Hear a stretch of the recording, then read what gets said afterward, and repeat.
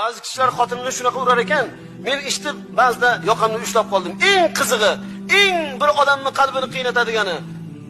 Birodar, bu masalani bir qalimingiz bilan bir tarozida o'lchab ko'ring. O'sha qiynatadigan, bizni qalbimizni tirnayotgan narsa, o'sha odam masjidga kelib Allohu akbar deyapti. Alloh buyukdir deb namozga kirishyapti.